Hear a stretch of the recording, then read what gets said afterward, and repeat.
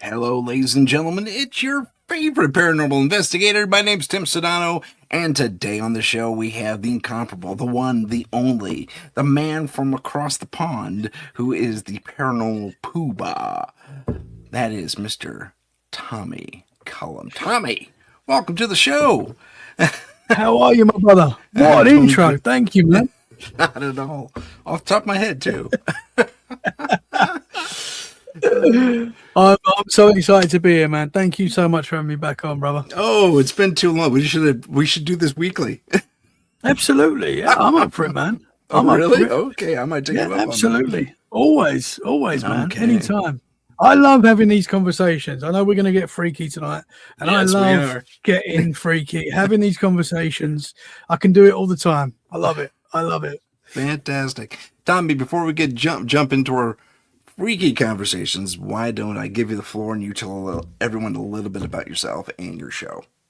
Yeah, well, thank you very much, man. So my show is called Let's Get Freaky, and it's a paranormal podcast, supernatural podcast, a little bit conspiracy as well. We talk paranormal, ghosts, cryptids, UFOs, as I say, conspiracies. And I have awesome guests on like Tim, which come on, share their experiences or their theories on all aspects of high strangeness. And I've had a lot of paranormal experiences myself. So I would say I know this stuff is real. I know there's things going on around us that we can't always see. And sometimes we get a glimpse of. And it just fascinates me. It's blown my mind. I grew up in a haunted house when I was very young, so this has always been a part of my life. So I want the answers. I don't know if we're going to get the answers, but I want the answers. The more people we talk to, the better. Oh yeah, I hear you there. I had Jen and Mondo on from 305 Paranormal last week. They're awesome. They're fantastic awesome people. They spoke very highly of you, by the way. And thank you, man. You and David. All that fun stuff. David's a legend. Down the rabbit hole. Dropping names and stuff like that, but that's okay. We're here to support our friends. There's so many amazing people in this sphere that we're in. Yeah, it is amazing. There really are. There was a they were talking about their experiences, how they got together and all that fun stuff. So they were telling us that, and one of the things that kind of came up was how especially Mondo was the absolute skeptic until it happened to him. And you and I have very different experiences. You and I both at a young age saw, yours is amazing because you call him Shakespeare. He was in your room. Mm-hmm. Yeah. Forever. Yeah. Your mom was there. She put her hand through him, That was fantastic. And then there's me with the stewardess who showed up and screamed at me without a voice. That was wild. Yeah. That was nuts. Terrifying, man. Yeah, it was. I ran through her to get to my mom. Yeah. And this stuff, I mean, when you have these experiences, I think it opens you up. I think that's why when you have these experiences as a kid and kind of accept it, mm-hmm. and for you, it's undeniable. So I think that's why you continue to have experiences as you get older. Because, you meet people that have never experienced anything, which is quite strange. There are some people out there that say they've not had any paranormal experience, even though often they have. But that's another story. But then you get people that seem to experience quite a lot. And I often wonder why that is, why certain people seem to experience. And I think it's literally just being open to it and believing it. Well, they say when you're a little kid, like you and I were, you're wide open. I mean, you don't have a choice. Yeah, you get all this input from various dimensions, if you will, frequencies, what have you. And you just know it. You accept it. I mean, there's the really scary version where they're not ghosts. I think we may have touched on this last time you were on. There's that story I think it's out of LA, Los Angeles. And there's a family, they had been in this apartment or whatever it was for a while. And it was it was an older facility, older housing unit, but they kind of, made it a little more modern and stuff like that, new coat of paint, that type of thing, just spruced it up a little bit. But what they didn't change was the ventilation. So the little, the mom, this young mother is taking care of her kid, and the little boy is like 3, maybe 4, talking to their imaginary friend. And then, so as parents do, you kind of watch them from the corner once in a while.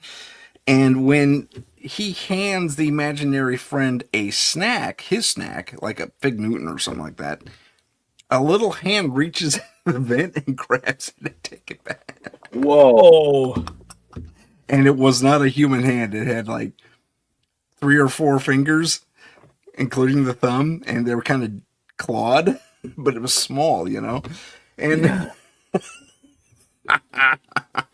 so there's the other side of all that stuff too. Yeah, absolutely. Right there. So absolutely, man. And what is so that? she freaked out. She grabs the little boy and says, "Well, who was that?" "Who's that's my friend, it's my buddy." And apparently he's been talking to this thing for months, and they built a rapport, and he shares his little snacks with him once in a while. So wild. yeah. And I think later on, it came back. It like tested the waters a little bit, and it came back. And this time, she had the presence of mind to get her cell phone out. And lo and behold, you see it's super shadowy. It's an old flip phone, so it's like very grainy video. But she caught it on video, and this little thing goes scampers away as soon as she sees the mom. But it was a creature, man, and it had a tail. It looked almost reptilian. Wow. And how big was it, would you say, roughly? About the size of I don't know, your average 4-year-old, give or take. But this thing was able to navigate the ventilation system. That is wild. Yeah, that's not cool. Ooh, man. There's so much. Say again. There's so much. There's so much to this. It's amazing. And it actually, paranormal wild world. Oh, I know. And it kind of relates to something else in that neck of the woods down in Los Angeles, where back in like the 20s or something, there was, and it was acknowledged and then very quickly covered up, that there were tunnels underneath LA. And there was an exploration, and it was on the front page, no problem. No censorship whatsoever. Yeah, I'm going to go investigate these tunnels that are under LA, and this one explorer says with his team, and he got funding for it and everything. And we're going to also investigate the rumor of the lizard people. The lizard people. Man, yeah. Well, yeah. So. These things seem to be everywhere. They seem to be among us. Uh-huh. It sounds wild to people that don't look into this stuff, but it's out there, man. So many people experience this. Oh, I know. And there was something like, long about 15, maybe even 20 years ago, that cropped up, and it was on one of those shows you kind of have to dismiss. It's like, the paranormal caught on camera kind of a deal, but it wasn't that show. It was a different show, a predecessor. Mm-hmm. And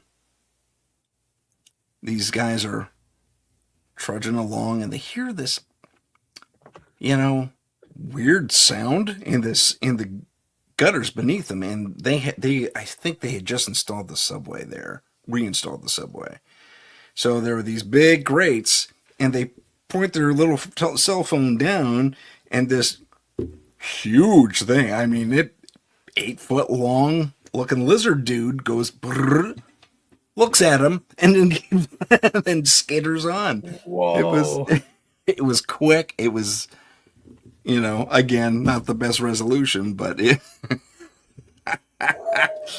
Yeah, and this is way before AI and CG were even readily available to the public. Now a video like that, you're just going to pass off as AI. You're going to have to at least take a few looks at it. Yeah. Those days are, I mean, I remember seeing videos like that 5-10 years ago, and you'd be like, that's real. You know, there's no doubt in your mind. Obviously, there was some fake stuff. But I can tell you, one of my friends that I used to work with, and I won't say his name because I've not got permission to share this story. Okay. But I'm gonna share it though, and I've shared it before. Names have been changed to protect. Names have been changed. So I used to work with this guy back when I used to work in a steel firm in London. I used to work for a steel firm, and I started working with this new guy that started working with us. And this is before I started Let's Get Freaky, or even really thought about doing I might have been thinking about doing a podcast, but I'd not started doing a podcast. I did listen to other shows and stuff, so I was very aware of these topics. So I must have brought it up, or he brought it up, I don't know, but I can't remember who actually started the conversation. But we got into the weird and wonderful world that we live in, and he started telling me some of his paranormal experiences. And he told me this experience. He's like, and I'd only known this guy for like a day or two. We'd only just started working together. So, you know, he's brave to share this story with me. But he was like, I'm going to tell you, this is wild, man. But he was on the London Underground, right? And he said we must have started talking about reptilians and stuff like that. Maybe we was talking about the royal family or something. I don't know what. But we're having this conversation. And he said, I was on the London Underground. And I'm sitting there, and I think he was quite busy on the. There was a few people on the train, and he said there's this dude sitting opposite him that was just very strange. You know, he just got this weird feeling about this guy sitting opposite him. He was like looking at him funny, and this guy just gave him a weird vibe. So anyway, he said he's sort of trying not to look at this dude, but sort of looking every now and again because he was just getting this feeling. And he said he's looking at this guy, and this guy's like looking back at him. And all of a sudden, his eyes just went from like human eyes to like reptilian eyes, like for a few seconds. Oh. And he said he was like, yeah. And I think he got off at the next stop, you know, got well away from this dude. But he was like, that happened, man. I saw that whatever it was shift in front of me. And I remember being at the time like, wow, that's incredible. I mean, I didn't know him very well, and obviously we've not stayed in touch since work. But I put his story out there now. But that's an old friend's story. That's incredible. So that's been caught on video and film before. Absolutely. And I don't mean narrative films. I mean like the newsreel kind of deal, you know? Yeah. And politicians. Politicians. A lot of people in power. They've been caught. Their eyes shifting like that. Yeah, absolutely. Teeth. Sometimes teeth change and stuff. Yeah, teeth change. There was it Hillary Clinton that had the tongue go into the water? Oh yeah, she's definitely a reptilian. 100%. By the way, I love my life and I am not suicidal. Yeah. Same. Ditto. My mum as well, because I think I think there's possibly aliens among us. I'm just going to say, I think it seems to be. I'm curious to take a look at these. They just released today. The U.S. just dumped a bunch of UFO and alien files. I have not had a chance to see them. I know they're being talked about already, but they're some of the videos I've seen, some of the stuff I've already seen. I think they dumped that first. And then now there's PDF documents and stuff. And I haven't seen them per se, but I was curious to know if they're like completely blacked out on this date, blackout, or if they're actually, completely declassified and we can see what's going on. Have you seen the documents? I've seen bits of it. I've seen bits on social media, which, as you know, you can't always trust exactly what you're seeing on social media. So I haven't actually gone on the official website yet to check it out, which I need to do. But what I've seen so far is pretty wild. I mean, a lot of it we've kind of seen already, I would say. We've seen very similar videos already. Yeah. Guys like us, we know this stuff is already out there. We've had experiences ourselves. Yeah. I've seen weird things in the sky that I can't explain. So I know there's stuff out there. I've seen it. But it's very strange that now it's coming out. That's the weird thing. That's always the thing that makes us go, why now? And obviously, the world's pretty crazy right now. There's a lot going on. You got to wonder if it's a distraction. It You know, feels like that. it does. I'm still curious to see what they got to say. So I'll Hmm. be diving into that this coming week. Yeah, But I mean, there was also something kind of related to that, almost a precursor that started populating the web like even a couple of days ago, where at least here in the U.S. all these, and I don't know if now that was my question actually. If this happened in the UK as well, where a lot of pastors and priests and everyone associated with or affiliated with one type of Christian church or another, not even just Christian churches, but holy whatever mhm. churches in general. I mean, pick a religion. The government sits them all down and says, okay, we're going to be releasing some stuff and you may have to answer a few weird questions because you're going to, there will be some questions brought about because, the idea of God being the creator of us is going to be challenged. So it's like, oh, that's heavy duty. Yeah, absolutely, Yeah, that's absolutely. really heavy duty. And then there was something about July 11th, which I just blanked on. What this coming this year? We got something coming this. Yes, yeah. Oh, Did okay. you hear about that July 11th? Oh, I'm I blanking. know the Steven Spielberg film's coming out in Maybe June, that's what it July, is. Yeah, yeah. Maybe and that's because what they're it is. saying there's something weird going on with that as well. It's like a Mm-hmm. disclosure movie Yeah. where Well, these, and we know that sometimes they have to tell us stuff in film.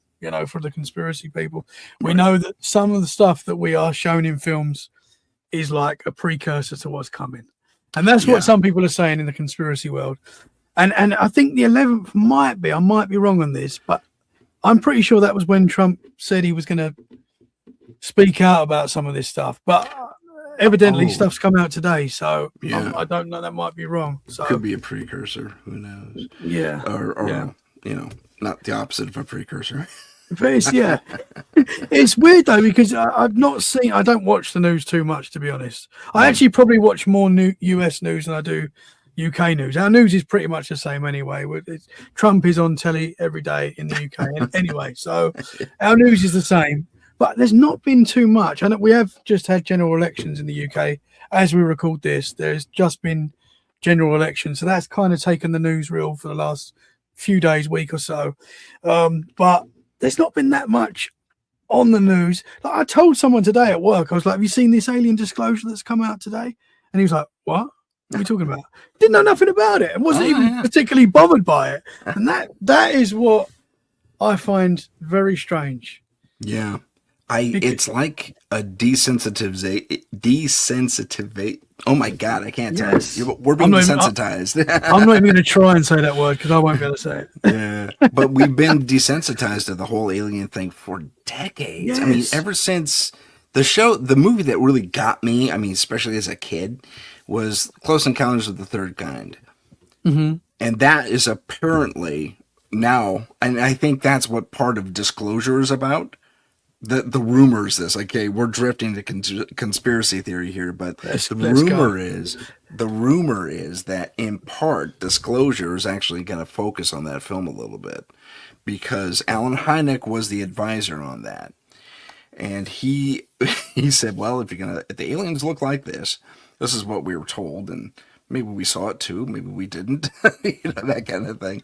Little But wink. apparently, Yeah. that's an actual event that happened at one point or another. Not in Wyoming necessarily, but Close Encounters of the Third Kind was an actual event Wow. Okay. somewhere in the U.S. or at least in the world somewhere. I Interesting. think it was in the U.S. somewhere super remote, and they didn't have the whole gassing the livestock and everything to make it look like a gas leak was that was part of the fiction. I don't think they actually did that. And if they did, they hid it real well because I did some research. I didn't find it in the newspapers anywhere, but or the news archives, I guess I should say. But it's fascinating that if you take a look at, and it rings true with a lot of abduction stories where they all Hmm. get the same message across the globe, and that's kind of what they dealt with. They built a narrative around it, but the final event where all the ships come around and the big mothership comes in and lands, I don't know if it looked like that at all, but yeah, apparently that was very close to what's his name? oh, the president who went missing for 2 weeks. Oh my God, Truman, Eisenhower, one of those two. Yeah. So apparently that's his actual story. What happened? Interesting, man. Again, We got that's some just wild conspiracy. times coming. We got some wild times coming. That is for sure. Yeah. The thing is, I used to watch like we all did. That's into this kind of stuff. I used to watch documentaries about UFOs 10, 15 years ago, and they a lot of them said that they would drip feed information very slowly, but almost to the point where when it does happen, it's not as shocking as we think it should be for your average person. And I think that's kind of happened, man. I really do. I feel like because people that are not into this kind of stuff are not really bothered by it, and I find that weird. That 'cause you should be, should be bothered. Where even 40 years ago they would have. It was really, that scares me. I don't want to do that. I'm moving to the hills. I'm gonna get a cabin. I don't want to experience this. But yeah. I find it weird that it's literally come out today, and there's literally people out there that don't even know that that's come out. I find they don't know, and they don't care. Just kind of telling in a like you were saying. So, and I think it has something to do with all this predictive programming. I mean, we've been saturated with it ever since movies like Close Encounter of the Third Kind. Because right after that it was Hangar 18. Right after that it was oh gosh, I'm E.T. blank. E.T. Well, no, E.T. was there for sure, but I was thinking of V. Remember V? That was 1980, and then 84. I think 84 was E.T. And then all the way through to Alien, Terminator. Terminator's kind of not really one, but although that does kind of tackle the AI fear to a degree. Yes. That's quite scary. That's another. This is all happening at the same time as AI. One of the other conspiracy theories out there is we've actually deployed some robot soldiers to the current war, like humanoid looking, full on Terminator like soldiers out there. I'm sorry, that might be in the Ukraine theater, but okay. It wouldn't surprise me. I mean, you've got these dogs, these like robotic dogs chasing people. Those robotic dogs, that's messed up. Boston Dynamics makes great robots, but that's the one that freaks me out the most. We're so screwed. Have you seen the videos that show you if you need to take out a robot dog? Yeah. Have you seen those videos? It's fantastic. If you have a weapon, aim for the battery casing. If you don't have a weapon, wait for it to pass you by, tackle it, pop open the belly where the battery casing is, and pull out the battery. Bro, It's like, bro, what is coming? What is coming? oh man. It's wild. It's gonna get wild. I mean, it's already getting wild. We're living in a time where it's hard to keep up with the craziness. Like if it's daily, and once it comes, it goes. It's wild. Yeah, it's the Wild West. It's worse than the Wild West. It is. It's the untamed continent of I don't know what. Crazy town, man. It's oh man, because gosh, it just. We'll be okay though, brother. I think so too. Hopefully, the thing at the moment, obviously, in our world, is that there's different ideas of what is happening right now. Yeah, and of course, there's going to be like friction, and some people are saying this is all demons. Some people are saying this is all love and light, and there's obviously a mixture of everything going on. I would say, Yeah. And for me, it's I don't know. I'm Catholic. That's how I was brought up, and one of the things that surprised me is the Vatican actually released something about 5-6 years ago and said, here's what we suppose if aliens are real. And if you know anything about the Vatican, they have their secrets too. They could probably, outbeat pretty much everyone in the world, including the U.S. for secrets. And the U.K., because the UK's got their share too. But absolutely. But I mean, they have secrets going back way back. So, and they got the Vatican vault and all that fun stuff. But one of the things they actually said was that if aliens are out there, they're beings just like that. And they said it with such authority, such knowledge, which made me think, oh, they know something. They're beings like us. They're flesh and blood, and they're just more advanced than we are. But they're still God's creation, which gave me a little bit of peace. But at the same time, I said, well, how do you know about what's out there? You start asking the questions. And then there's the other side of that, which I actually full on do not subscribe to, that even though some of these experiences and experiencers see things come, craft and creatures and entities or whatever it is you want to call them come from another dimension. To call them demons is, I think, way premature. I don't see that level of mechanization for a spiritual creature. I mean, given what we learned from Bob Lazar, from others deep into the whole UFO thing, where these things were made of metal. Yeah, they were kind of intelligent metal. We have that now. Just barely got it, but we have it. I think our new fighter here in the U.S. has it. I think UK's sixth or seventh generation fighters have it too. But it can actually seal and actually change the plane of the wing to make things go a little faster or slower. Wow. It's pretty cool. Yeah. And there's memory metal. We've had memory metal. My glasses have memory metal. I mean, that technology is definitely derived from a mechanical and a metallurgical and a what's that called? Micro something discipline. I was on a roll there. And then I lost the words. I do that every day, brother. Don't worry about that. I'd love to get into the Vatican and see what they got in there, man. Oh, that'd be fun. I can't wait for that release.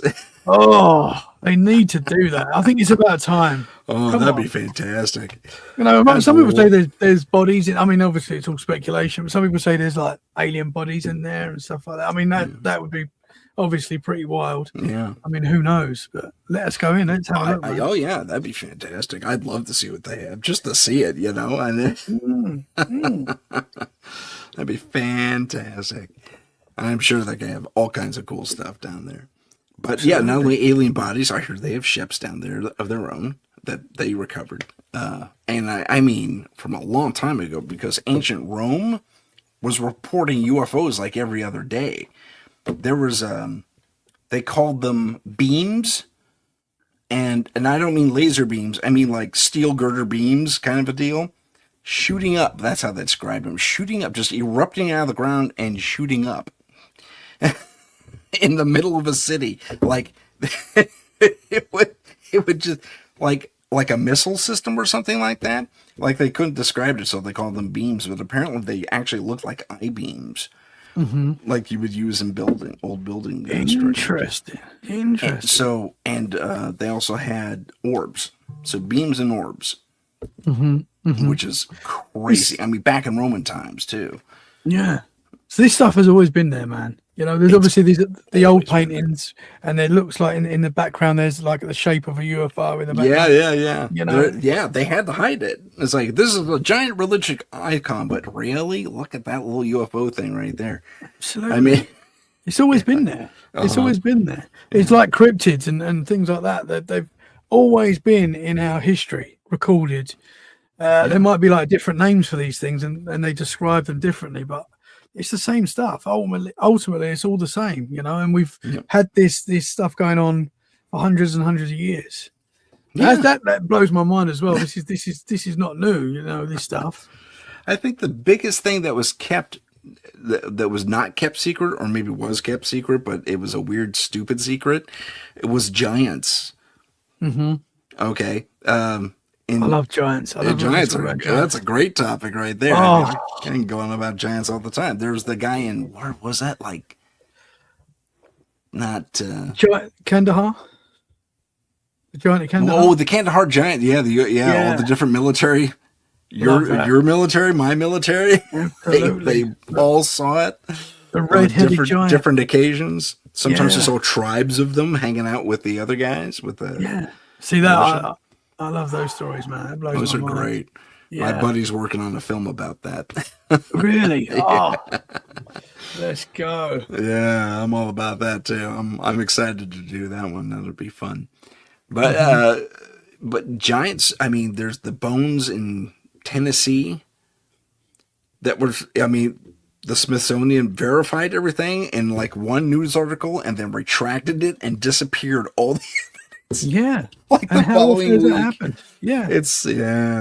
That's strange. And I don't know why they wouldn't want us to know about it. And then there's the finding in Turkey where they found definitively a human bone. I think it's this bone right here in my hand, right? This first knuckle, or maybe this one. I can't remember. But it is this big. Whoa. And it was found in Turkey, and they were digging where Legend and a few other, articles said Moses was buried. Interesting. So that might explain why the ship was so big. I mean, if you're going to follow that entire story and say he took in 2 by 2, you'd have to cover a lot of ground. And being a giant, you could do it. Yeah, absolutely. And if that bone is that size, man, the hand's going to be as big as a car, right? Oh, exactly. It's going to be as big as my desk here. So Ooh. I mean, probably about my height. I'm 6 foot. So, yeah. I mean, that's a giant. I mean, that's a giant. I know we've got tall people now, and we talk about 8 foot, 9 foot, pretty big. Big. That's a giant. That's a giant. And there's the guy. I think he's in the UK. He's got 2 or 3 or 4 fossils. One of them is a baby toe of a giant that had its toe cut off. And it's solid, it's stone, it's petrified now, but it's still intact. It's not a bone. The flesh is there. And said, what happens when you cut off a limb? Skin flaps over on the chopped off part, and sure enough, there's a flap of skin there. And here's where the nail bed is, and sure enough, there's a nail bed. And he turns it over. He says, and all the blood will rest on the bottom, and on the bottom of this stony big old toe is all this black stuff where the blood also had petrified, and that's where the blood settled. It was amazing. Wow. What part of the UK? Also, do you know what part of the UK that was? I do not. I wonder if it's in my little archive here. God, I do keep an archive of all this weird stuff. That's wild, though, man. Yeah, that's pretty crazy. Let's see, paranormal evidence. And he's also got a tooth, and it's this tooth right next to the main front teeth. Here is that little tooth. Yeah. And in between the canine and it's that tooth right there. Zoom in here. That tooth right there. And he's got it, and he holds it like this. It's like it's insane. I wonder if I could find it. Giants have been in like the folklore for, again, hundreds of years. Near where I live in Dorset, there is like the shape of a giant carved in like the hillside. You can see it. I can't remember what it's called. It's like the Dorset Giant. If you type in Dorset Giant, you'll see it. And that's been there for over 2,000 years, this carving. I mean, these things. Giant. Okay. Dorset Giant. Sorry to put you on the spot there, man. Oh, it's okay. That's what the internet's for, man. Cern Abbas Giant? Yeah, that might be it. It's like a big white, and he's got a big, I won't say what it is, but he's got a big weapon, we'll say. Oh, it's a sand carving? Is that Yeah, the rude man. That's it. It's pretty rude. Whoever did it was, I don't know why they've done that, but and apparently that's 2,000 years old. Yeah, it's on a hillside too. So you can't miss it. That's right near where I live. There's a giant man. I call him the rude. Yeah, his nickname's the Rude Man. Yeah, I don't know if I can show that on my show. Yeah, you better not. You might get banned. Yeah, you better not. That's for the freaky. That is freaky. That is very freaky. I might put that on my Substack or something, so everyone can check that out. Check out the weird man. But there was another one in Ireland, like very early 20th century Ireland. Mm-hmm. There was a king, and his skeleton was there, and he was in his tomb. But they opened the tomb, and you could do a tour around it. And this guy was literally a giant. He was like 15 feet tall or long, and he's sitting there, and he's got his crown and his sword or stick or something. He had something there, and he was 15 foot long. He was huge, and he was there for a long time. I mean, just as a tourist attraction. And I think around World War I, they wrapped him up and shipped him off and never replaced him. Wow. And they just, I mean, there seems to be a period where there were giants. I mean, I know there are still some very tall people now. If you watch the NBA, there's some very tall people still out there. But there seems to be a period of time where there was like giants and people seem to live hundreds of years. That's another thing. That's another thing as well. They were saying they were living. I mean, again, I have to go back to the Bible for that reference because they do mention that in the book. They say, what's his name lasted for 950 years. What's his name lived for 750 years. Yeah. Yeah. And it was no big whoop to last that long. What happened? I mean, and what happened indeed. And apparently, and I heard something, it's kind of one of those, again, we're in a conspiratorial or I don't know, ancient alien space kind of a thing when I talk about this, but they say that there was an age where mankind was allowed to last as long as the perceived gods. I mean, like the Anunnaki and all those guys, so they can serve them for a long time. But then it was after the flood ish, like around that time, when mankind reemerged, their DNA was changed to only last max 120. So you can max out at 120. But that's weird. And I forget who put that out there too. I wish I had that on record, on instant recall. I mean, there's so much about our history that we don't really know. I know it's obviously, but I mean, ancient Egypt, obviously Stonehenge, which is just down the road from me. Right? Yeah, you're right there. So much. Also, where Salisbury steak was invented. What's that? What was it? It's also where Salisbury steak was invented. Yeah.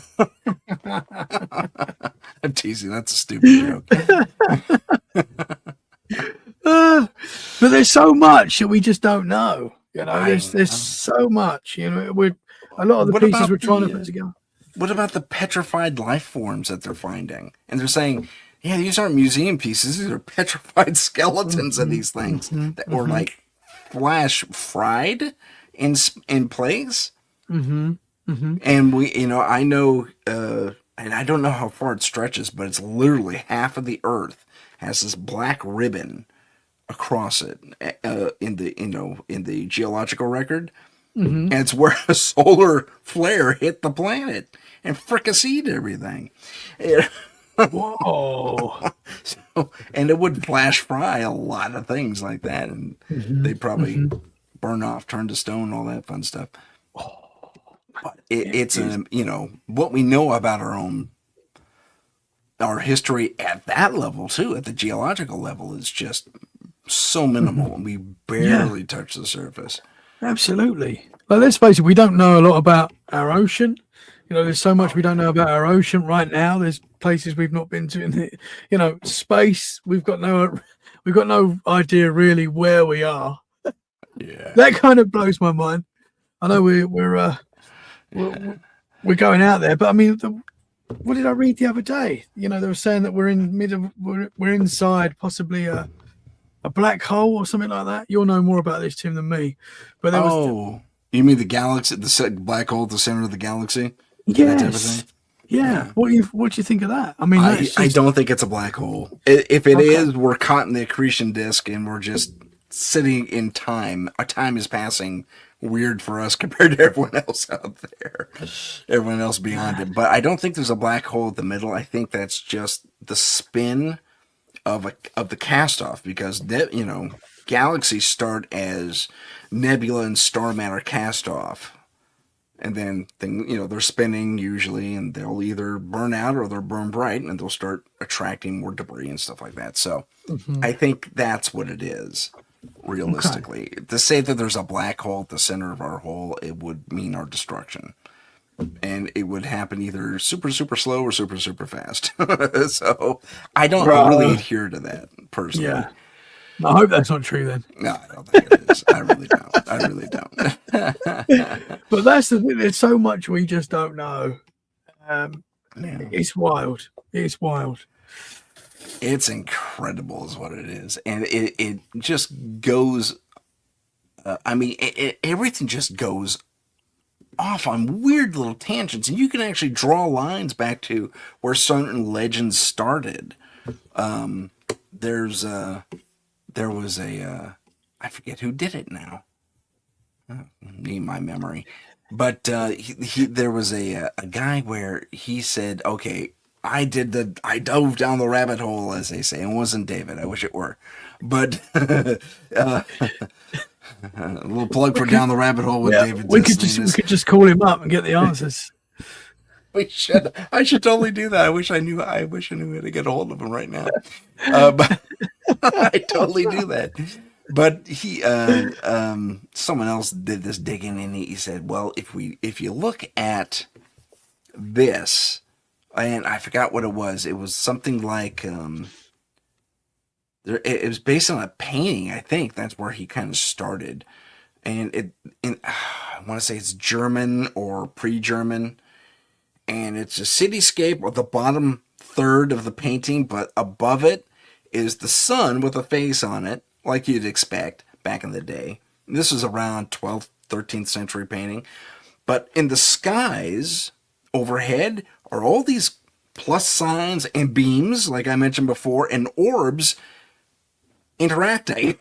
And it says the Battle of the Skies or something like that. That's the translation of it. Wow. I wish I had that picture, but I don't. Interesting, man. But it is, and he went from there. He says, well, this is exactly what happened in India about 400, 500 years earlier when they drew a similar depiction of all of these, those big ship things they have called vandalas or something like that. Were flying around, and there's explosions or something close as explosions dotting the air, and these vandalas are flying around trying to repel a force of one sort or another. Some sort of sky battle was going on. Wow. Yeah, it's I crazy. mean, we obviously, most people live in places where there's light pollution, and we don't get to see the sky like.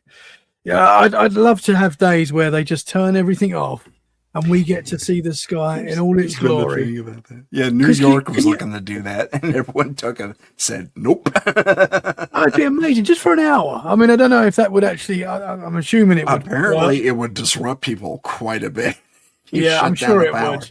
I'm sure it would. You kill the power. It's a matter of if the lights weren't connected to the main power, and you could keep your security system on, for example. I see. Yeah, I see. Different story. It sounds easy. It sounds easy, but obviously it's not. Yeah, but can you imagine what you would see? Can you imagine? Because we see a lot of weird stuff in the sky as it is. Yeah. You know, but I imagine you'd see a lot more. You'd see things like maybe sky battles going on all the time. Oh yeah.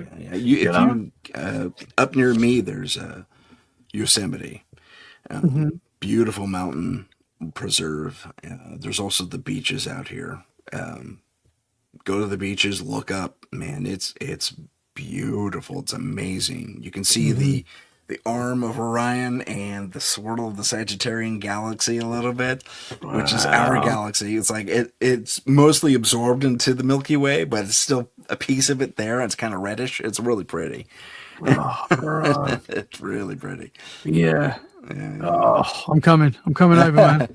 Oh, all you have to do is look up the same piece of sky. Yeah, true. I mean, your beaches are pretty cool. I mean, they're pretty close Mhm. too, right? Yeah, I'm right on the south coast. Oh, So I'm right okay. near some beaches. Yeah. I Excellent. live in Dorset. I'm right on the edge in Bournemouth.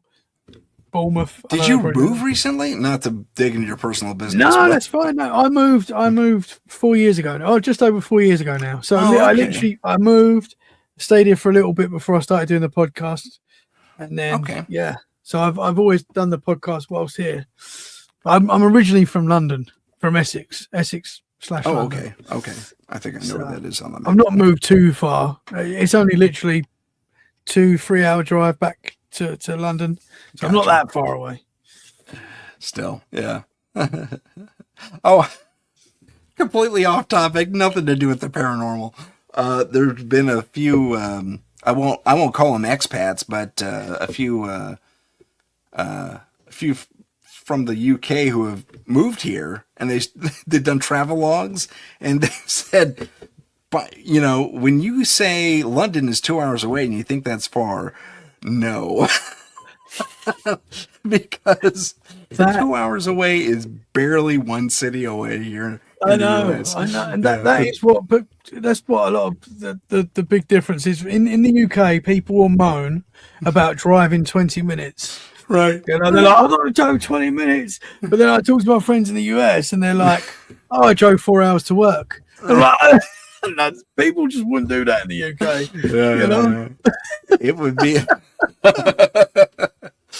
Yeah, man, that's a kicker. I always found that kind of fun. It's like, wow, yeah, from the tip of England proper, about where you are, to the northernmost point of Scotland would be what, a 3 or 4 hour drive? Well, I googled this. The other day because I was on a podcast and we were talking about this, and I said it would take about 12 hours to get to Scotland. That's what I thought. To the other side of Scotland. I know. What was it? Well, I can do it right now. I can see on my thing, but I think it's about 8. I think it's about 8 hours. Okay. Let me just have a look. If I type in Loch Ness, we'll go Loch Ness. Okay, Loch Ness is pretty far. You gotta go Loch Ness. So okay, so if I left right now from my house, it would take me 10 hours and 53 minutes to see Nessie. which is basically near the end of Scotland. Right, it's right up there, yeah. Yeah. So you can do the whole of the UK in half a day. Yeah, half a day. That's not bad. That's not bad. Yeah, it's 6 hours from where I'm at to Los Angeles. Really? Yeah. See that's so weird. I think I was saying this to you and JK when we first started talking. I thought you guys were in Los Angeles. Oh, I thought that's where you lived. When I hear California, I just think Los Angeles. Yeah, a lot of people do that, or San Francisco. Yeah. But we forget it's so big, man. It's huge. Well, it's one of the longer states. Yeah, it's about I think it's the same top to bottom length as Texas. I think. Don't quote me on that, but it's a long state, and that's what it is. It's a long state. It's not the biggest state in the world, but it's long. I think you can fit. I think you can fit 4 UKs or 4 Englands in Texas. I'm pretty sure. I think it's more than that. Is it more than that? I think so. Because the UK is about the size of Maine, give or take. Really? Yeah, maybe New York proper, not the city, but the entire state, roughly, or Maine, something like that. And then so you probably put 5 or 6 of those in Texas. Tiny. It's crazy. It's good times. Crazy. You've got room for me then. I'm coming over, man. Oh, I got tons of room for you. Come on down. Bring the family. Because that is the goal. I'd love to move to the US. I think that is the goal. That is the goal, huh? Okay. Well, don't think you work for an international company, right? I mean, couldn't they just push you out here to work? Maybe. And my wife's a school teacher, so she'll be coming. She's hired. She could probably be a college professor. The educational differential's insane. But she teaches like primary, which is like little kids. The new kids, the early learners, whatever you Oh, want to call them. excellent. Yeah, that's what she does. But yeah, she loves it, man. So she could do that. She could do that anywhere. Doing that here, no problem. Yeah. No problem at all. I can't find the giant guy, which is ticking me off. I've been looking for him this whole time. But there's I found him. He's got it. He's got it. So let me see here. Let me go. How am I going to do this? Okay, getting back to our giants discussion. Let me see if I can get the window right. Yeah, there he is. Okay, so I'm going to share the guy, and hopefully this comes up. I may have to push this through my So here's hoping this works. I got to put the microphone in the screen, but here you go. This is the guy talking about the toe. Oh, hold on. I think I muted it. I didn't mute it. Hold on, just a sec. There's all these people with their comments. I hate these guys. Let's see. Pro speakers. We don't listen to the comments or worry about the comments. The comments are funny. Yeah, there's a lot of disbelievers on here. It's just really insane. Mm-hmm. Let's see. Why isn't it going through? What am I doing wrong? Huh. So he's talking about the toe. Is that the tooth? Oh, that's the toe. No, that's the toe, yeah. So he's gonna see there's a little flap of skin he was talking about right there. And it got chopped off. Do I have him muted? Oh, okay, it's my fault. I have him muted. Drains to the bottom. There we go. Okay, well, let me back it up then. And there is your pooled black blood collected at the bottom of this front part of a small toe of a giant. How do I know that this is the front part of a small toe of a giant? Watch some other videos. Watch my other videos. So if a tooth of a giant on display is not enough, here we have the front part of a small toe of a giant. Sorry, there's a mosquito here. It's been cut off. Here you see the veins and arteries under the nail. Mm-hmm. There you see the beautiful side view, the curvature, that bottom part, like that bottom part of your finger there, the puffy part. There you can see the bone sticking out and some of the flesh or skin that flopped over once it was chopped off. Okay. And what happens to the blood when you chop off a finger? The blood drains to the bottom. And when blood turns to stone, it goes black. And there is your pooled black blood collected at the bottom of this front part of a giant, of a small toe of a giant. So, yeah, that's it. He's also got a tooth, but finding that might be problematic. Man. But if I can, I will. But I mean, that's just one piece of evidence. And there's one in I'm going to say Patagonia, but I'm completely wrong about that. Maybe it's the Philippines. But there's a dude where they unearthed another giant, and there's a guy about my height. He's 6 foot, and he's standing next to the femur bone of a giant, and it's way. It's easily an 8-foot bone, That's the femur. Man. Imagine how tall that thing was. I mean, just crazy. There is so many. I think there is so many documents and old paper clippings of giants being reported all over North America. There's so many, they're dated 18th, 17th century. They've been reported for forever. And obviously the Smithsonians get hold of this, and they're gone. We don't know where they put it. We don't know what they do with it, and why in the basement. They don't want us to know, but they don't. Yeah, I don't know why you would hide that. That makes zero sense to me. Mm-hmm. Maybe it'll show up in the alien files. We don't know. Yeah, maybe because as we say, it's in biblical text. Yeah, it's in biblical text. It's in other tribes and stuff like that. Their stories and texts. Yeah, it's in every culture. Giants are in every culture. Mm-hmm. It's weird, man. So I don't know why. It's really strange. It really is. And hiding it is just bizarre to me. I don't get it. Mm-hmm. I think there were dragons as well, bro. I know. I really do. I think there's dragons. I think they were real at some point. or Well, maybe a still lot, are. there was someone arguing that point online somewhere. I'm sorry, I don't remember where, It was probably but me. he was he. But this guy says, well, okay, they keep saying our dinosaur bones are fake. That's a new thing right now. Our dinosaur bones are all fake, and they are. They're resin copies of what's been found. But I've been to Utah where they dig these things up. They're real, okay, but they're giant lizards. What are dinosaurs? Giant lizards. What are dragons? Giant lizards. So I'm thinking there's a crossover. There's definitely a parallel there. Whether they breathe fire or not, I couldn't even. Probably not, Yeah, but yeah. maybe they did. Who knows? I mean, there's certain creatures that can produce not a spark, but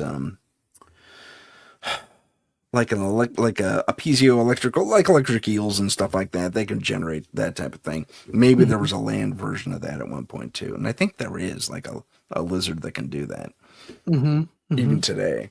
But But the giants appear obviously in Chinese culture and in the culture all over the world, you know. And literally, the patron saint of the UK, St. George, Yep. killed a giant. He slayed a giant. That's why he's the man, you know. So it's and what else is what I find so interesting in the old encyclopedias, like going back, sure, where under the name dragon, it said like rare creature. Not that it's mythical, not that it's made up. I know, yeah. take of this what you will, but it says rare creature and describes a dragon. And obviously now it says mythical creature, but I think maybe there's something to it, man. Yeah, I think it gives you pause, doesn't it? It makes you go, huh? Game of Thrones is real. Yeah. It has to be to one degree or another, in my personal estimation, only because we already have evidence of creatures that are similar, very similar. The dinosaurs and stuff like that. Like humans, we have very tall humans in the NBA, as you pointed out, and taller. And there's I don't know if you watch Reacher or not, but there was that really big dude who was on there in the last season. He's a Swedish fella, I think. And he is like 7'4" or something like that. Yeah. He's up there. Like a living giant. He doesn't have gigantism, which is that weird pituitary growth thing. No, he's literally that big, just by nature, you know. And it's in his family, so so it's entirely possible. What's the guy in Game of Thrones that's got it? He's really big. Oh, I forgot his name. But there's a character in Game of Thrones which is massive. The Mountain. That's it. And he's a real dude. Like he's a real dude. He's huge. Yeah, he's really that big. So they're out there, man. Yeah, but same thing. I mean, those two dudes are. They're not the only ones, especially up in the north. I mean, they're kind of tall up there, man. Anyway, but it doesn't even matter about that because look at all the tall people in our sports and stuff like that. But so it's just a matter of having, not having, but taking into account what's here today and what was probably present in the past. I mean, like you said, biblical accounts, we look at Goliath. A lot of people say he was one of the last Nephilim. Whether that's the case or not, I couldn't even begin to speak to it. But that's an interesting theory if you want to follow that entire Enochian philosophy. Yeah, that makes sense. Yeah, it could have been. And then again, you just mentioned it not too long ago. We had the Kandahar giants. Modern day creatures that big, humanoid, captured not only on film, but on tape rather, but eyewitnessed by major militaries, very, very, highly regarded individuals in the military saying, yeah, they're there. And they're, these tribesmen, or I guess I forget who, were up there near the hills. in Kandahar. But And there's a lot of these things reported. You know, it's huge. Yeah, it's surprisingly common, Mhm, especially in mhm. those regions. And yeah, they stick to those areas. But okay, Yeah. so and I guess it is going. Oh, and then there's the U.S. account, the U.S. military account of a dead one. Did you hear about this? You probably did. No, I haven't. What is Okay, that? so they find this dead one, this dead giant, and when it shows up on the back of a huge flatbed because this thing's like 12 foot long under a tarp, right? But it's clearly got some human features. There's a hand poking out. There's a foot poking out, and it looked like it had dressed itself in old tarps and large, linens that it had either crudely stitched together or that it had just kind of wrapped itself around just to make some sort of minor clothing of some sort or another. I guess for basic protection of the cold. But it also had skins of some sort. I want to say goat, maybe even yak. I don't know if they got yak out in Kandahar, but they might. Mhm. But it had like some skins as part of its clothing, and which makes sense. It gets really cold out there. But so they're on a flatbed. They roll this thing out, and when they do, they have to put it on a smaller pallet so it'll fit on the jet, the cargo jet they're gonna fly it out on. So a few guys are in charge of putting this thing like on the smaller pallet. So they try and move it. They get it into the fetal position, basically, recover it with the tarp, but it's so awkwardly perched on this pallet that parts of this thing are just kind of flopping out in center. But they said this thing had reddish hair. Kind of looked like you, Tommy. Yeah, I could be a giant. It could be a I mean, jet. I'm about 5'9", 5'8", 5'9", so I've got a bit. On your tippy toes, you're good. I'm a small one. I'm a small giant. But yeah, they said he had long, scraggly, reddish hair, a beard. He looked a little emaciated, probably from being dead a while. But he was huge, 12 foot long. That's a big dude. Even basketball players aren't 12 foot long, Absolutely. I saw a picture of this actually. As you described it, I've seen a drawing of this. Yeah, they did a rendering Yeah. of it. Yeah, Absolutely. and so they finally and these guys are taking pictures. They lifting the tarp. Doing selfies with it. All their phones got confiscated. They got in so much trouble. We'll take them away. And that's mine. And that's mine. Knock it off. You know better. Get this thing on the plane. Okay, sir. Yes, sir. And so they lift this thing up on this big Hercules, and off it flies. Wow. I never saw it again. Probably went to the Smithsonian. Yeah. It's in the Vatican right now. Yeah. Right, it's there right now. Oh my God. It is wild, man. Yeah. I mean, so yeah, they're definitely out there. They have to be out there. Too many people have said they're out there to be wrong. And from all walks of life. Never mind, like you said, from across the globe. So good times. You know what we're gonna do? We're gonna take a little break. It'll be about 2 minutes. This is for some station identification and a couple of commercials. We'll see you in just a little bit.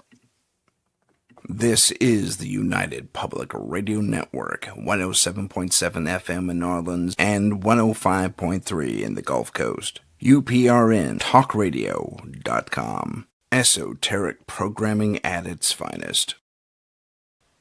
Long ago in the ancient world, the Tribus Omnis Lux, later known as the Tridents, were celebrated heroes, defenders of humanity against unspeakable monsters. Today, they continue that sacred duty in secret, hunting the dark evils that lurk just beyond the shadows. They are the Trident of Light.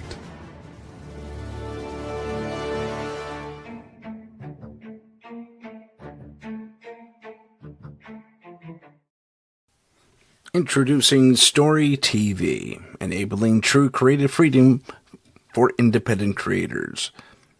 Search an ever-growing library of fantastic festival winners, including Blaney Tucker's Ghost and the Monster Hunters of the TOL.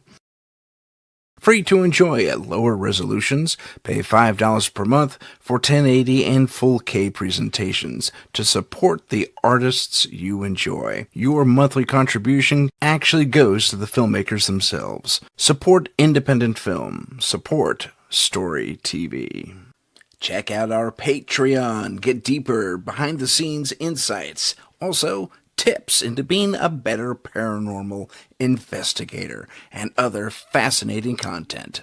Follow us on Instagram at paranormal.insight. Stay informed on upcoming shows, see what paranormal trends we're following, and help us reach 50,000 followers by liking, following, and sharing. Don't forget to follow us on YouTube at paranormal_insight. Click the live tab to see our latest videos.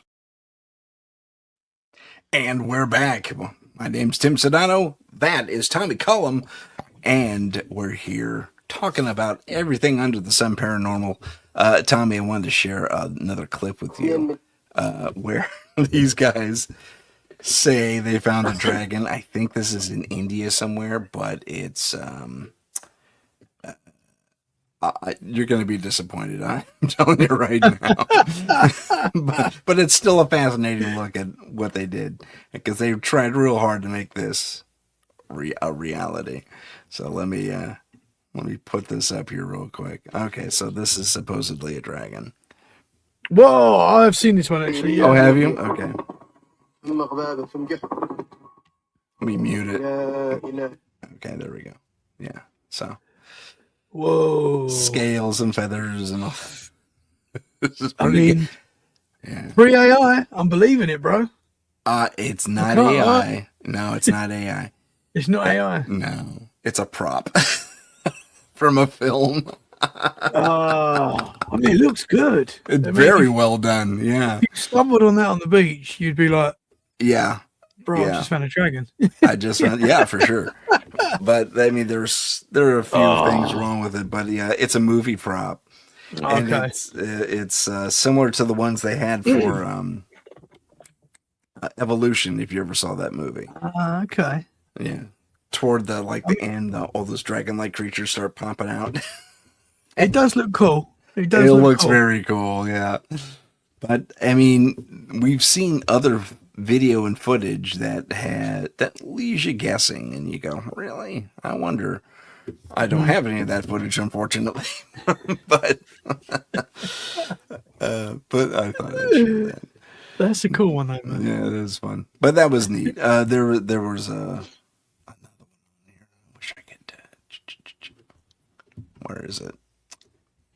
Oh, I'm trying. Okay, I can't find it right now. But yeah, crazy stuff in the world, and it's all. I mean, it's funny. A lot of conspiracy theorists and theories over the years have been proven right. Absolutely. I mean, I think the across conspiracy spectrum. theories are up right now. You know, you know, I mean, not every conspiracy we know, not every conspiracy theory is correct. You know, there's a lot out there a lot out there, as we know, but a lot of what people say and a lot of it does come to fruition. You know, I think, especially in the last few years, we're kind of seeing it. You know, since the craziness of 2020, you know, it's sort of. I don't think it's ever got normal, really. Yeah, I think that's a fair assessment. Normal has gone out the window, and it's just getting weirder. I mean, they're saying in the next few months, it's going to be not only disclosure world, but it'll be. I mean, some people are thinking that it's going to be basically Star Wars inside of 6 months. You know. I mean, that's or Star Trek. I mean, pick your franchise, but aliens walk around humans every other day, and okay. Yeah.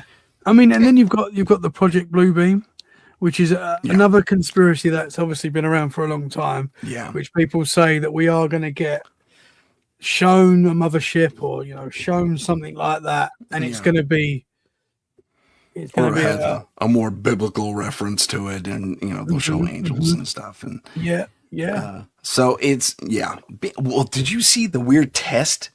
I don't know where this is from. It looked a little made up, but at the same time it didn't. It was a cloudy day, or cloudy evening anyway, and it was not here. It was not in an English speaking world. It was somewhere in, like, I want to say Chile, but somewhere like that, somewhere kind of remote-ish. And they're looking at the sky. Like, what is that? What is that? And you can tell it's an AI translation because it's a little behind, and they kept the actual words, spoken language, like on the track underneath. But there's the translation. I was like, oh my gosh, what is that? It looks like a grid. And sure enough, in the sky, they're projecting a grid. Here, let me use my battery. So, okay, so you can see, I can see my battery kind of at that angle. Yeah, just imagine this wasn't filled in. It was just the outline of the box. Okay. And then in a grid fashion across the sky. And it was a bright blue. I gotta clip all these things into my paranormal folder here. I just wasn't impressed by it at all. No. It makes you wonder now that obviously disclosures come out as we speak. These files have come out. They're giving us more and more. It makes you wonder if there is going to be some sort of, are we going to start seeing more? And is it going to be, our government playing with us, or the powers that be? I don't know. I know it's another conspiracy route to go down. I think one thing that is kind of, I don't think we're going to see Project Bluebeam, to be honest, at least not on a huge scale, maybe selectively. But we know about it already. Enough of us in the world are going to say, fake Project Bluebeam, and just knock it down. And our even through DARPA stuff, I don't think our holographic capabilities are really, that heavy duty Star Trek level. Even though a lot of whistleblowers say if it's on Star Trek, we've had it for 60 years. Well, okay, I find that very hard to believe, but I mean, not very hard to believe, but you'd think there'd be more of a leak. Because the internet itself, this thing we're using right now, was supposed to be strictly for the government, what, 40 years ago? Yeah. Strictly for the government. And then one guy said, nope, it's for everybody, and hit a button, and there it was. So I imagine that would be happening more and more and more if we had these technologies that we dream up more at the ready. I think, if anything, and, this is just my personal speculation, pardon me. We're probably about maybe 100 years ahead of where everyone thinks we are, technologically speaking. I think we have rudimentary versions of, deflector shields and warp drive and stuff like that. And that's the secret space program and all that fun stuff in that conspiracy folder. And then there's, the giants and the Bigfoot and all the other cryptids out there. I think there's definitely something there. I've interviewed, I had, and of course I blank on the one most famous Bigfoot people in the world. You had Ron Moorhead on? Right? Ron Moorhead, thank you, sir. Yes. Appreciate that. I saw that, brother. Yeah. So I had him on, and, all of his stuff is really hard to dispute. Really hard to dispute. And granted, it's a bunch of recordings, but I mean, you can, in that recording, you can tell its language. Going back and forth. And I went through and I did my own research before that interview. I was so into it. And I'm no crypto communications guy like Sam, what's his name, who was also a part of that team. Excuse me. But there was hints of Miwok. There was hints of even Algonquin, which is going way north of here, like up into Canada. Those tribes and Starts with a Y. I'm sorry, my Native American brothers and sisters were failing on that name, but they were using those languages like in concert. It was like they were trying to identify who they were talking to. Interesting. Yeah. And they couldn't, the pitch it was creating, no human can make that pitch. Is that right as well? So, And at that volume. Yeah. At that volume. So, I mean, when you put that together, and this was recorded, I believe, was it the 60s or 70s? Very early 70s. So, on a little cassette recorder.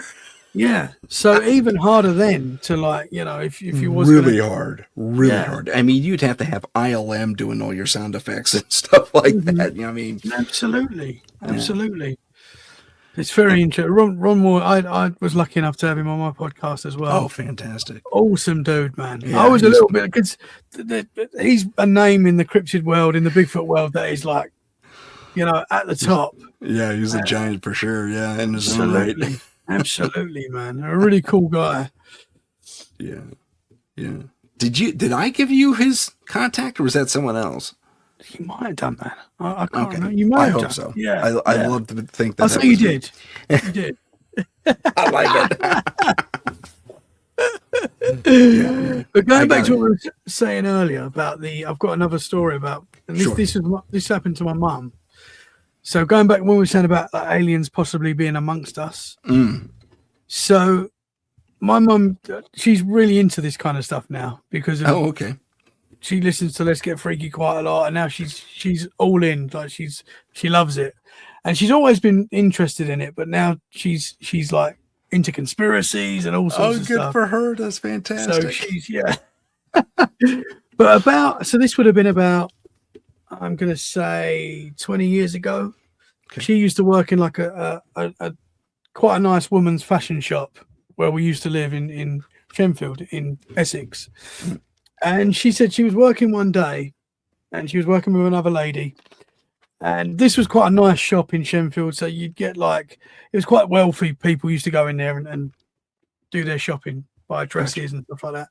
So this lady came in, and she said there was just something weird about this lady. Like, she's a quite weird shape. There was just something, and she might just have been a weird shaped lady, right? But my mum said that there was like an electric smell when she came in, like a weird electric smell coming off this lady. And she's walking around the shop, and my mum's like asking if she wants help or anything, and she's like, no, it's fine. But my mum was like, this is a bit weird, you know, she's got this electric smell. She's a bit of a weird looking lady. And then she left, and the lady my mum was working with she was quite spiritual. And she was like, Sue, that lady was not from this earth. And my mum was like, yeah, no, I know. She was very strange. She was like, no, Sue. She was not. I'm telling you, she was from another place. She's an alien, right? And my mum was like, okay. And she kind of put this to the back of her mind, but she thought, yeah, she was strange. And then she, like, listened to Let's Get Freaky podcast and stuff, and she went back to that. And she was like, maybe that was an alien, you know, literally, like in the, yeah. Sorry, so that story just came back to my mind. No worries. That's a great story.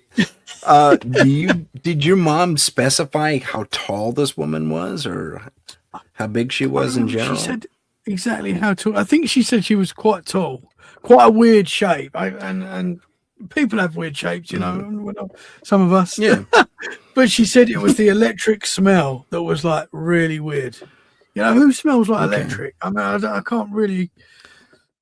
It's weird. It's weird, like electricity, like burning, like electrical fire type of stuff, or like an electrical burning smell. Weird. She described it as like an electrical smell. So I don't even fully know what that would be, you know. But I'm guessing like a heat, I would say. But weird, man. Yeah, if you have wires frying somewhere, it has that kind of like, I don't know, bitter ozone kind of a taste to it or smell to it. Yeah. So that's I know we're going back to aliens there, but I think they are among us. No, that's okay. No, that's, and she was super tall, you said? I don't know if she was super tall. I think she was, I need to ask my mum that again, to be honest. But I think she said she was a weird shape. I think she said she was tall, not like 7 foot or anything like that. I don't think, but she basically said the smell was the really weird thing, and the fact that she was working with like a spiritual lady that, you know, was a little bit psychic and stuff like that, and you know, sure. And she said she's an alien, and my mum at the time was like, oh, yeah, okay, maybe. And then she said years later when she listened to the podcast and we're talking about aliens amongst us and reptilians, my mum was like, yeah, maybe. But yeah, my family, we've had a lot of weird stuff. That's pretty cool. We're very open to this kind of thing. That's excellent. Is your place still haunted? You still seeing stuff in your house? Yeah, I mean, I can't remember if we spoke about it last time I was on the podcast with you, but we was going through a spell in this house. Did I talk to you last time about that? Okay. Well, I think it happened on the air because you said, "Hold on, my daughter just walked by," and you call out for her, she's not there. That happened when we was recording. Oh, bro. I think so. Yeah. There was a lot of weird stuff happening. There was a point where my wife actually said to me, "You need to stop doing this paranormal podcast." Like, and being genuine, like you need to stop. You need to stop talking about this stuff, and because we've invited something in, and that is how it felt for a little bit, for a good 3 months, I would say. It was weird, and there is still weird stuff happen sometimes. I think the paranormal's with us everywhere, all the time, and sometimes we get a glimpse. But this was getting a little bit negative. If you know, it wasn't good, and I was thinking it. My wife was thinking it. The kids were thinking it. You know, they were seeing things and getting scared at night and stuff, which I know kids do, but with what we do, we kind of take this stuff seriously. Well, given your past, I would absolutely. So it was worrying. It was worrying. So, yeah. So did I tell you about a little bit? Did I tell you about the night me and my wife were watching? There was a period where a lot of weird things were happening, but there was a night when me and my wife was watching a TV show, and it was like a Love Island type show, like a ladies show. You know, okay, gotcha. A love show, whatever. So we're watching this show. Sure. And whenever I tell this, I say it was last year. It wasn't. It was about 2 years ago this summer. This happened in August. Okay. And we're watching this show, and it sounds wild. It does sound wild, but we heard really loud, filled the room. Oh, like that, like a cartoon ghost, like it was so bizarre. And we looked at each other like, what the heck is that? And we stopped what we're watching. I've looked around the house just to see if it was anything, but you know, everyone was asleep. Sometimes my dog does make weird noises, but it wasn't him. This was like a really loud noise that filled the room. So we kind of rewound the TV show that we were watching, played it again. This noise was nothing to do with the TV show. This was a separate thing. And honestly, it was like that. That was the moment my wife turned to me and said, "You've got to stop doing this paranormal podcast." And I was like, "No, I'm not going to stop doing the paranormal."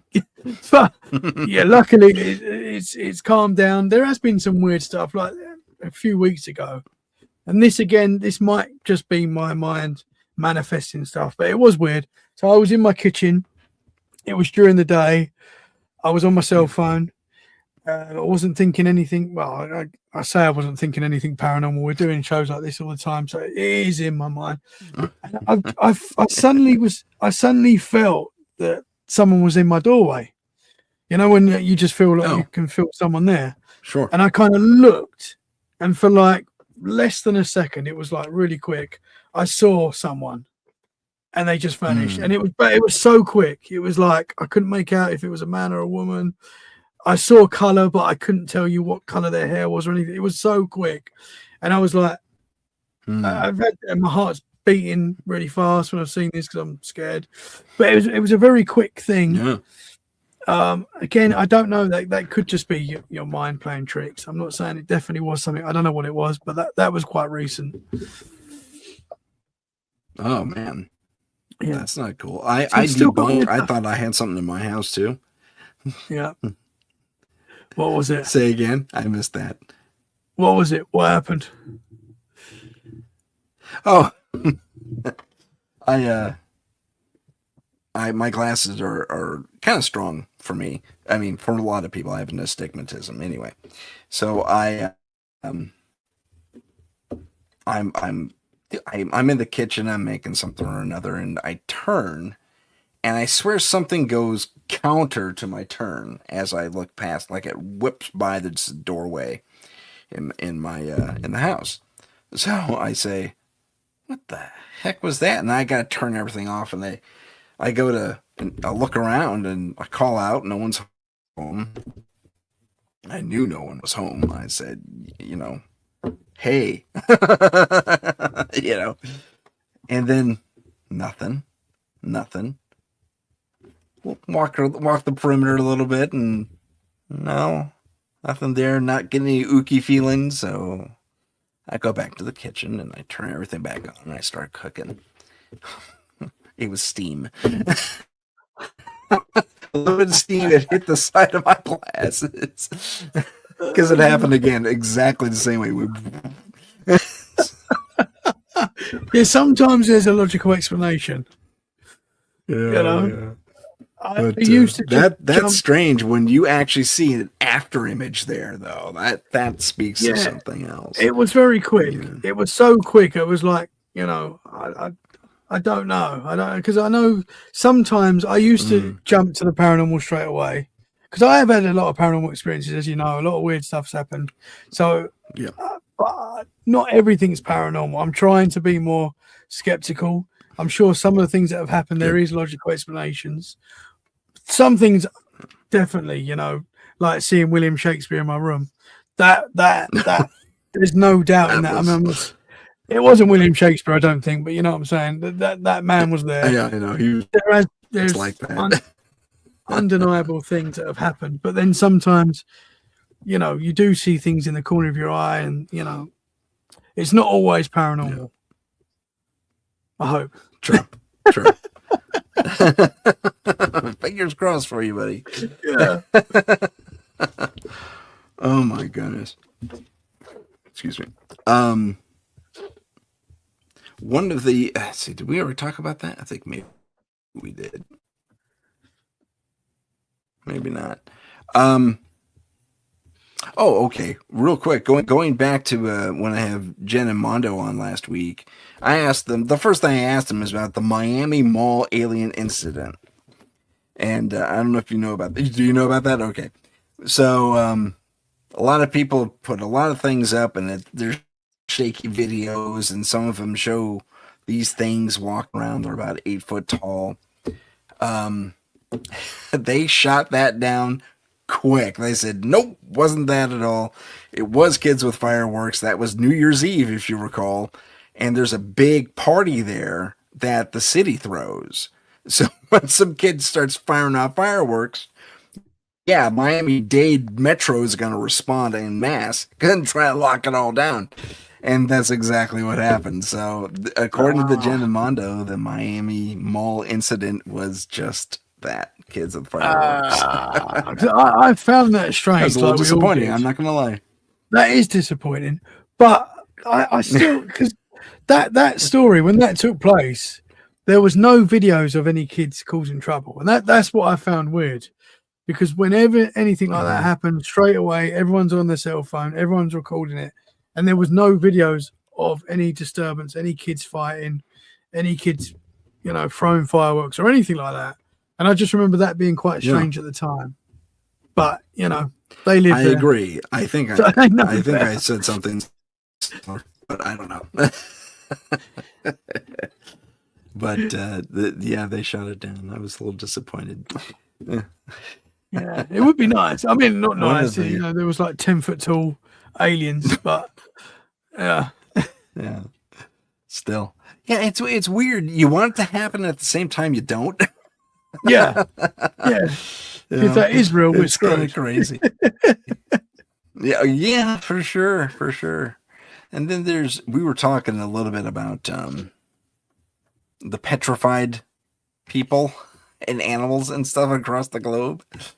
And someone did a little retrospective on it. Let me see if I can find it here.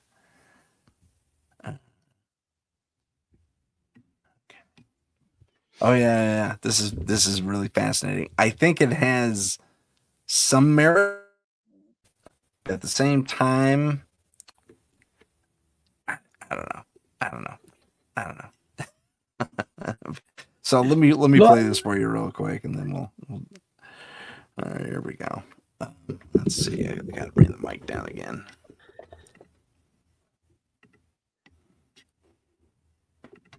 Higher beings petrified in sediment. Organs, skin, muscle tissue, some cellular structures still visible under microscope, discovered in mountains, cliffsides, deserts, often dismissed by mainstream science. But look again. Massive limbs, toes, ribs, eyelids sealed shut in stone, caves shaped like skulls, hills with bone marrow core, mountains with vertebrae. These aren't natural formations. These are corpses, buried, hardened, encoded in rock. And they all point to one thing. Something enormous died suddenly and was flash entombed in mud. How does living tissue turn to stone? Answer. Stone are not petrified. Someone said something there. Usually takes eons, but under the right conditions. High frequency sun pressure, saturated iron-rich sediment, and you get instant petrification. It's the same tech used to make artificial stone today. Except this happened on a global scale during the mud flood. Fossils aren't dead. Okay, I'm gonna pause it right there. This is this lady in the mountains here is a piece of art. The artist came forward and said, "Yep, I made that in Photoshop." Really? But yeah. It's disappointing, I know. More disappointing stuff. We're gonna just debunk everything on this show. But they go on to say that these different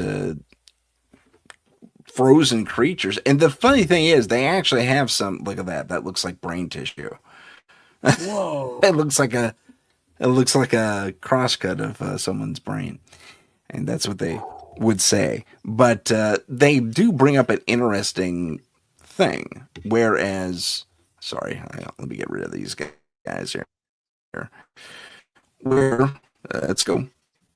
They do say, okay, look, this looks like vertebrae. We've seen the frozen, the petrified animals deep in these forests that look like they were either put there at one point or another or died there maybe on site.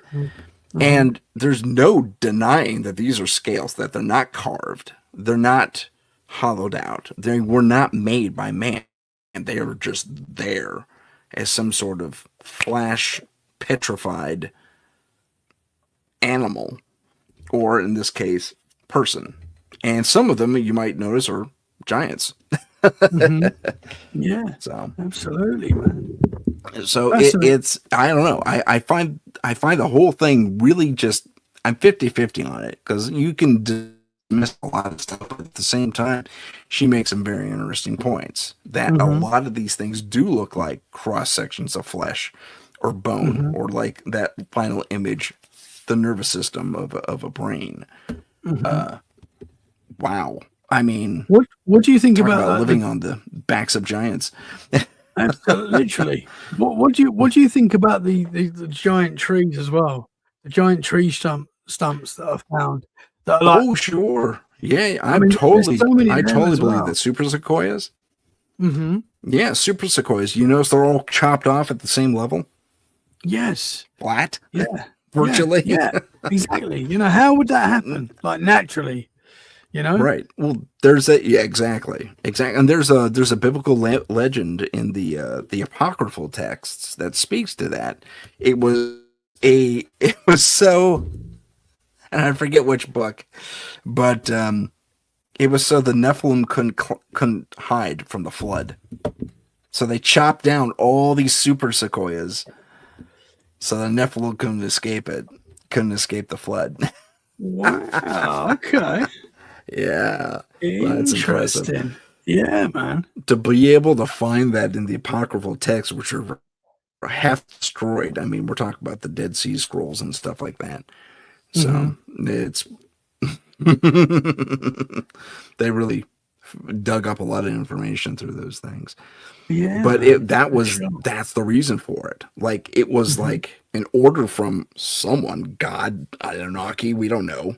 We don't know. Not really. That's not empirically speaking.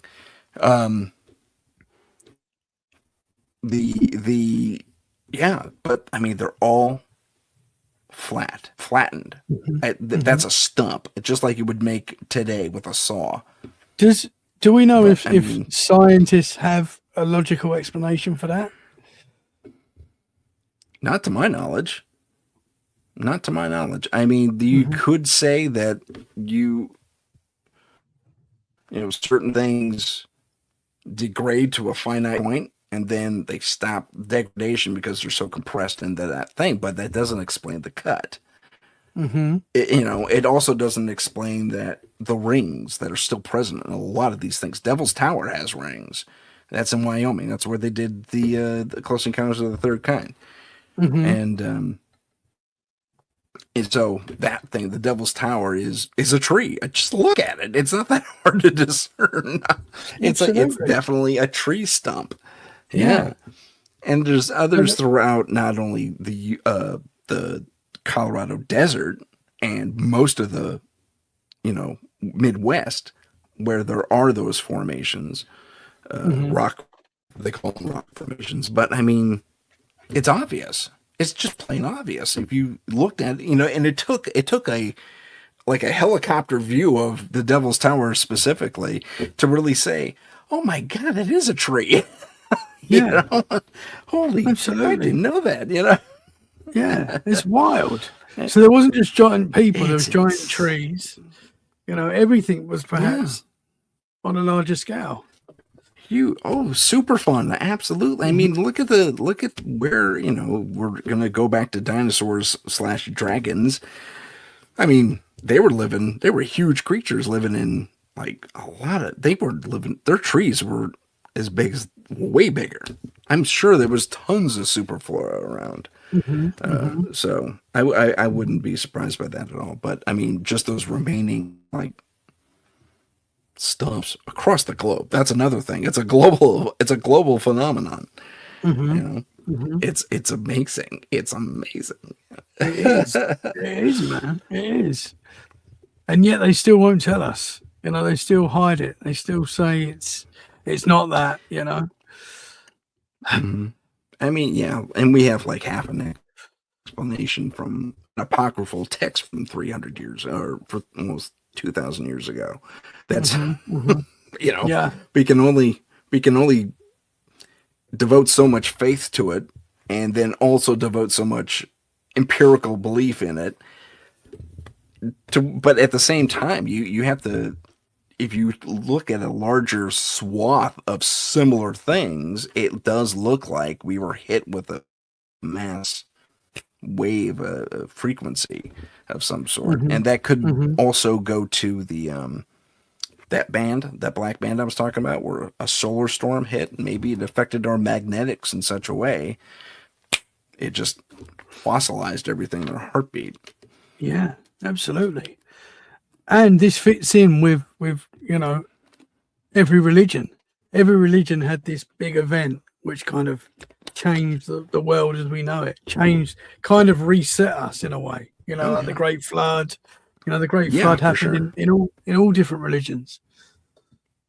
So it's that's a global event too, across every culture.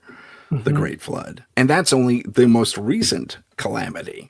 The Hopi Indian out here, not out here, but Arizona area or New Mexico. I'm a horrible geographer. I got where they're at, but they have a tale going way back where they record 5 events, including the flood. And they even talk about one that was of earth falling. That could be that flash petrification. There's one before that about fire, and that could be the solar flare. And there's one before that, I think, was also is either water or ice, and that could relate to the Ice Age. And they have it documented on rocks, man. And they say that we survived all this because we went underground, thanks to, and this is where we get a little conspiratorial, a little more ancient alien. The ant people helped us. Go. Yes. Yes. Yeah. Yeah. So, Which some people say look like the Greys. look like they also look like the mantises. The mantises as well. Yeah, absolutely. I mean, we saw that interview with the Native Americans, and they showed them. I can't remember where the who done the interview, but it was out there. So the guys doing the interview showed the Native Americans the picture of the grey alien, and they had a word for it, and they described it as living underground. That's and they'd never seen the grey alien. I don't know if you know what interview I'm talking about. I think I do. It's an older interview. Yeah. But they weren't aware of our concept of the Greys, and they were kind of saying, "Oh, they're the ant people, and they live underground." And so it's an interesting, yeah, man. Yeah, it's fascinating. It's wild. They, yeah, it's crazy. It really is. To have all these interactive, I mean, it's sparsely, networked. All this knowledge, I mean, it does play into when it's, into various things across the globe, across time. It gets a little hard to suss out sometimes, but I mean, if you take a logical step back and put these pieces together for yourself, you're going to probably come to the same conclusions.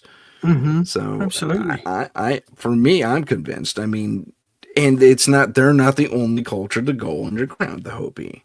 There's that culture. What is that? Turkey? They got a whole city, something like 30,000 feet underground or something like that. I think maybe I'm over exaggerating that, but it's deep. Yeah. And they also had some sort of warning, some sort of forewarning saying, yeah, bad things are about to happen. You might want to get underground. And I think they described them as, or called them angels. Don't quote me on that because I could be wrong about that. But yeah, there's that, and there's a number of those cities in and around the Turkey area where they all go underground, like deep underground, like way, way, way underground. And so it's worth taking that into consideration as well. Also, we also just kind of have confirmed that that's a global experience as well for our ancients, no matter where they were in the globe. Absolutely, they escaped cataclysm. Yeah, maybe that underground. And then there's the other not petroglyphs.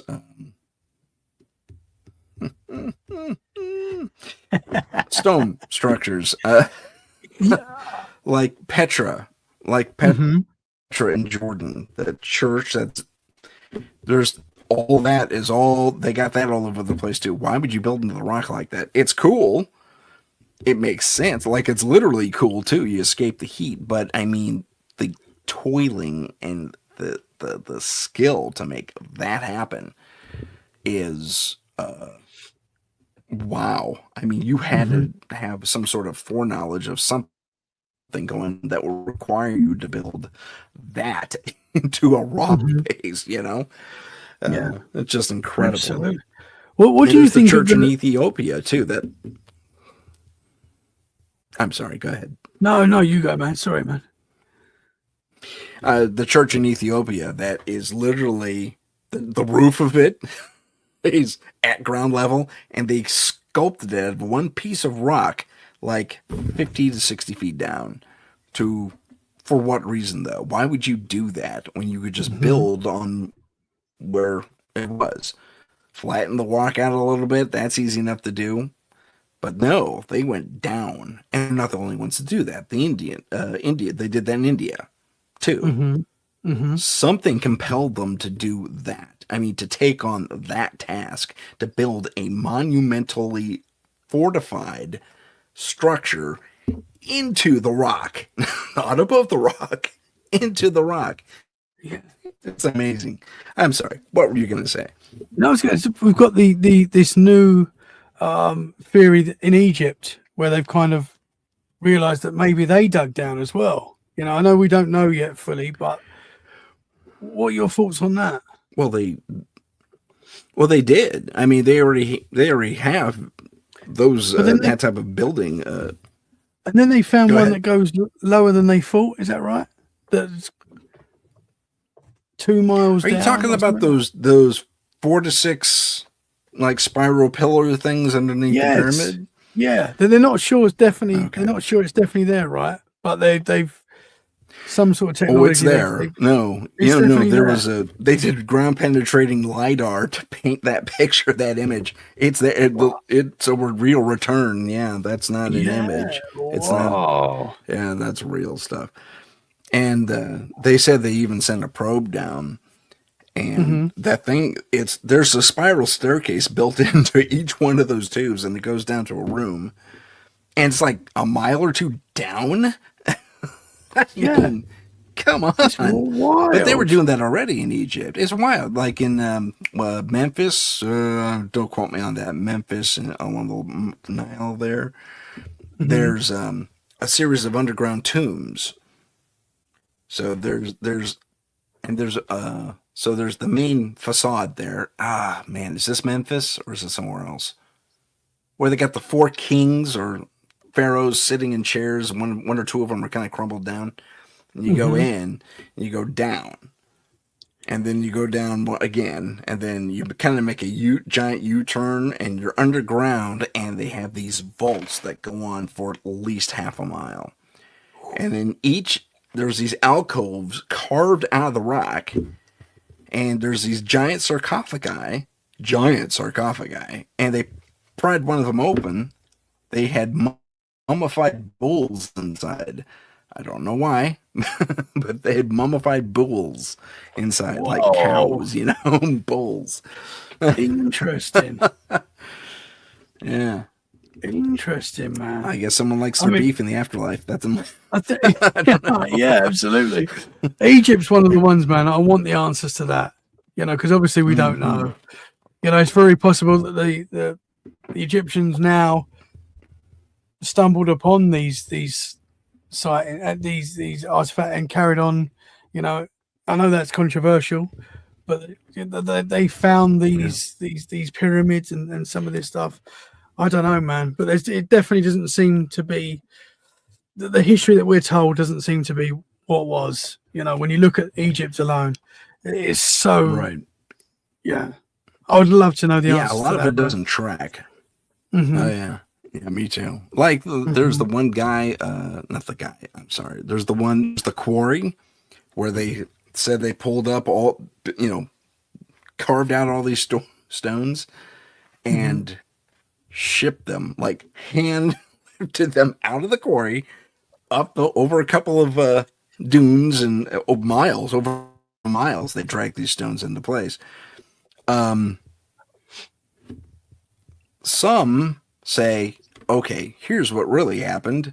They had this quarry and they did chop out a square, but it was to measure how much of that powder, that rock you needed. They pulverized it, shipped it over there, and then turned it into a concrete, and then poured the foundation stones that way.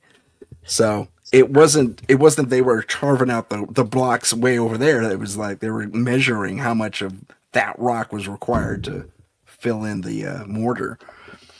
Interesting. Man, and they say Stonehenge may have been built in a similar way because because some of the blocks are a little too uniform even for back then, whereas others aren't. So they're saying, well, maybe the technology, because it took like 30 million man hours to put that thing together. So 30 million man hours. I mean, even if you're going 16 hours a day, that's a lot of time. That's a lot of time. That's a lot of time. Dreadful. But the thing is, I imagine the block and tackle came into place. Yeah. But I mean, Stonehenge, we just don't know. We don't know what is underneath Stonehenge. I had Matt Pike on my show, who works at Stonehenge. No, neat. It's very interesting because he was kind of saying that underneath Stonehenge, it's like probably 10%, probably less than that, that's actually been researched and excavated but properly. You know, there's so much under there that they don't know. And I think he was saying that they're waiting to use Really? technology. Yeah, they're waiting to use technology where they don't have to dig it up.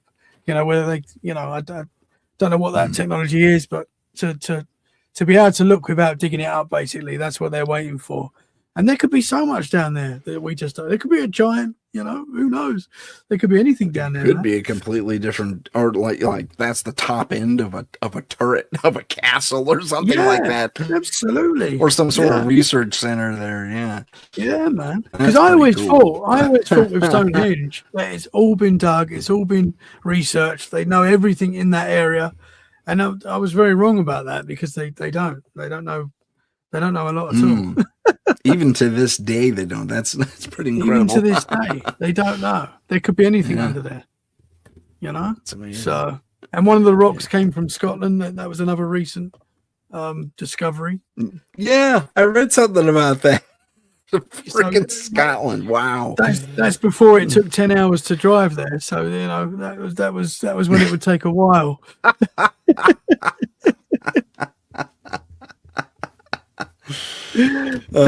Good stuff. That's too funny. That's incredible. I didn't know that. It's just amazing. Just amazing. One place I want to visit is Stonehenge. So how about this? I'll visit you, then you come visit me. Absolutely, anytime, bro. Come over, man. You can stay with me. We'll go Stonehenge. There's a lot of other weird stuff around here. We've got Coffee Castle just down the road, which is like a very over 1,000 years old.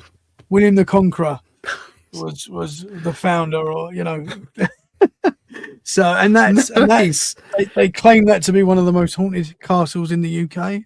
I don't know how they do that. But they say it is, and there is a lot of weird stuff. A lot of woman in white that walks the castle. A night. No kidding. You got a woman in white, huh? Wow. Absolutely, yeah. And I had a guest, Mark Wyatt, on the show, who now lives in the US, but he used to live in the UK. And he was camping just outside Coffee Castle with his friends one night. And he said that he woke up during the night and there was the figure of like a knight in his tent. And when you look at like the legends, there is a knight that is meant to haunt the grounds around the castle. So he possibly saw that ghost. Very interesting, man. Now, they have names for any of these guys that they know who they are in history? I think they do. The woman in white is a prevalent part of the history of the castle. I can't remember her name, but she's a part of the history of the castle. And there was a reason why I believe she was beheaded for some reason or something like that, because they say she walks around headless, woman in white, which would be terrifying to see. But there is a feeling when you're there. I know when you're in an old castle or an old manor house, like obviously it's old, there's a lot of history there. But when you're in there, you can kind of feel that history, and I touch those walls and I'm like, man, the things this must have seen, it blows my mind. Right. The wars, all sorts. Yeah. A lot of shenanigans. Whatever's. Yeah. Whatever's got trapped there, or like a after image got trapped there somehow. Yeah, especially in the walls. Oh man, we have this place out here called the Winchester Mystery House. I love that place. And it's a huge old mansion. It's a historical landmark. Thank God it was saved, because man, they were going to tear it down for apartments or something like that. Stupid. Oh, that's the worst. But anyway, it's all good now. It's a safe place. It's a historical landmark, and it's like 102 room mansion, up to 3 stories high. It was 4, but the earthquake in 1909 knocked it down to 3, and but it's gigantic. There's fake stairwells that go up to nothing, the floorboards. There's hidden passages throughout the place, and you can just really, just like you say, feel the history of things there. And I even caught a ghost there. Did you? That was fun. Well, you saw it. I did. Well, okay. I saw it. Yeah, I didn't catch it, but I saw his picture, and they said because they had the picture of the staff from back in the day, and he was there. Whoa. I wonder if I can share that with you before I go. Yeah, that'd be cool, Let me man. see if I can find it before time runs out. Was it like a full-bodied apparition, or was it? Yeah, he was just doing his thing. I think it may have been a loop, but he just kind of appeared to me. He was a worker, and he was just working a saw, and he kind of looked up and go, "Hey, how's it going?" And no words. I couldn't hear anything he was saying. And then he went back to sawing, and he just kind of evaporated. Yeah. Wow, man. That's wild. There he is. Yeah, that's good stuff.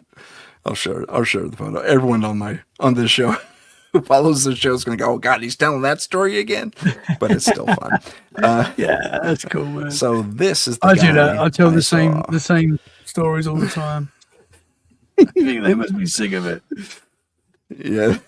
So this is the guy I saw. That's exactly You what he saw that looked like dude? too. He had the Wow, guy, mustache, the hat, the whole thing.